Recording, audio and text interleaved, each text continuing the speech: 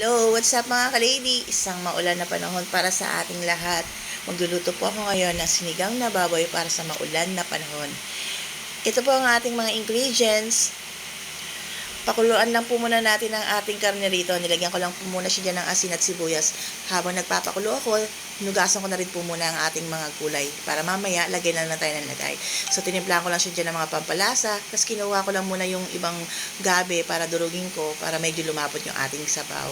Tapos, nilagay ko na rin po dyan yung mga ibang gulay.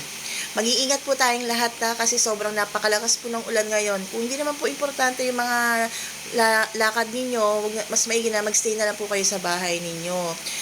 Tapos kung lalabas din kayo, may bibilin, lagi po kayo magdala ng payong. So, yun na po yung ating masarap na sinigang na baboy.